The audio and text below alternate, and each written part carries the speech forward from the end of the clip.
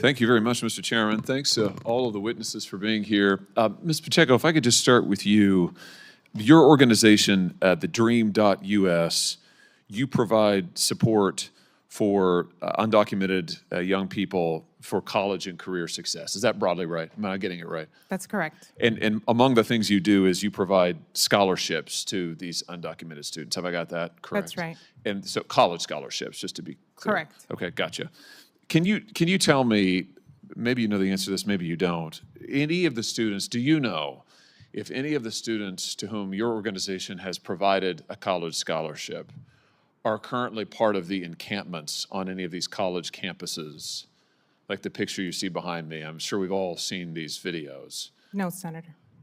Nobody to whom you provide scholarships are part of the encampments? I do not know. You don't know.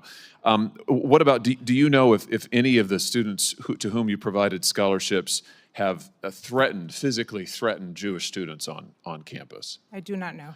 Here's why I'm asking.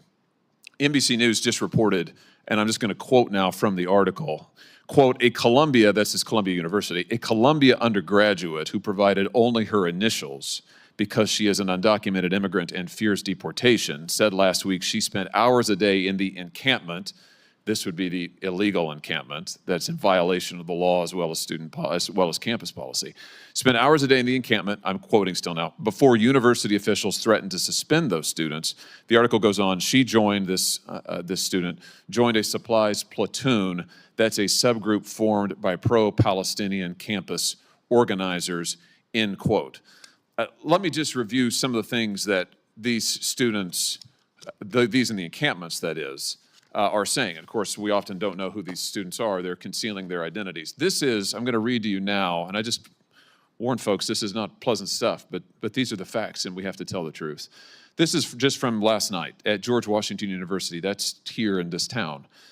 They projected, the students in the encampment there projected onto various buildings images of the United States flag being burned with the graphics, Gaza lights the spark that will set the empire ablaze. They projected the following: long live the student intifada, down with the settler state, that would be the state of Israel, I suppose. Glory to the martyrs of Palestine, it's a jihadist slogan. Stained with the blood of 44,000 Palestinians. That's last night at GW. Also at GW, they're now calling for beheading, the student encampment, beheading of individuals who support the state of Israel, including holding a people's tribunal where they're putting on trial, quote unquote, various members of their own board of trustees and calling for a guillotine. Here's Columbia University students on April the 20th, 2024. This is all public record. I'm reading this now. This is on, I guess it's X. Columbia University students yelling at Jewish students, and I quote, "Never forget October 7th. It will not happen, it will happen, not one more time, not 5 more times, not 10, not 100, not 1,000, but 10,000 times. The 7th of October is going to be every day for you." The 7th of October, this is to Jewish students, is going to be every day for you, end quote. I guess my question is, Ms. Pacheco, and for anybody else on the panel too, shouldn't we be deporting these students? If we have undocumented students who are here unlawfully in the country who are violating the law, let's just be clear here now, this is a violation of the law, and if they're also deliberately inciting persecution of a person on account of their race, which surely calling for the murder of Jews does that, shouldn't we be deporting them? Does anybody think we shouldn't be? Shouldn't we be deporting these students who are here unlawfully? Ms. Pacheco?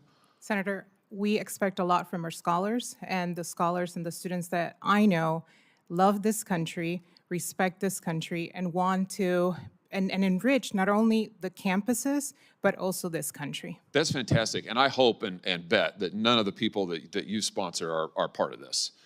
And I certainly hope that's the case.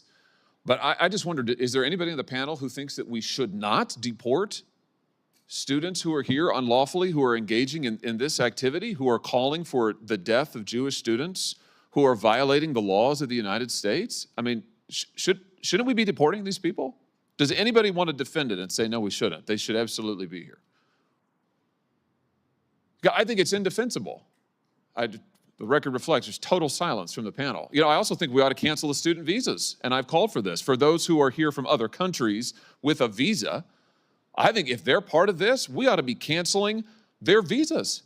We ought to send a clear message. Actually, Ms. Pacheco, I think it was you in your opening statement put it really beautifully about how part of what we're talking here today represents the character of the country. I think that's very appropriate. And we need to send a message about this activity, not just about the trespassing and the destruction of buildings. That's bad, that's unlawful.